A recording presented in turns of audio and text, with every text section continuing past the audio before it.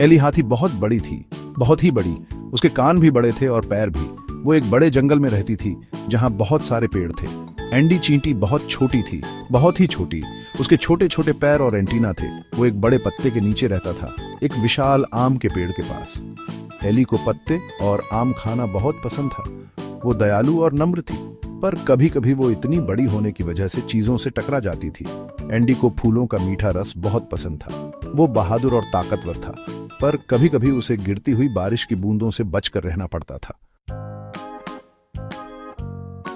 एक धूप वाले दिन एली जंगल से गुजर रही थी। वो एक खुशनुमा गाना गुनगुना रही थी और रसीले पत्तों की तलाश कर रही थी। एंडी आम का एक टुकड़ा ले जा रहा था। वो बहुत भारी था। वो उसे अपने दोस्तों के साथ बांटना चाहता था। अचानक एली गिर पड़ी। वो लड़खड़ाई और एंडी और उसके आम पर गिरने ही वाली थी। एंडी डर गया। उसने अपनी आंखें बंद कर लीं और अपने आम के टुकड़े को कसकर पकड़ लिया, पर एली समय रहते रुक गई।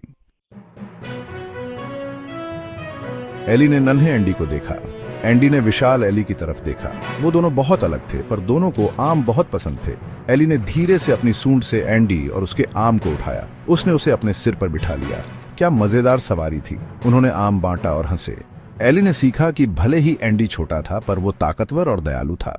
एंडी ने सीखा कि भले ही एली बड़ी थी, पर वो नम्र और देखभाल करने वाली थी।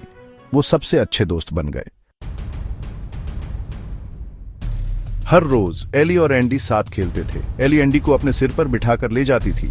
एंडी उसे जमीन की कहानियां सुनाता था। उन्हें कई चुनौतियों का सामना करना पड़ा। कभी कभी दूसरे जानवर उनकी असामान्य दोस्ती पर हंसते थे, पर एली और एंडी को कोई फर्क नहीं पड़ता था। वे एक दूसरे की मदद करते थे।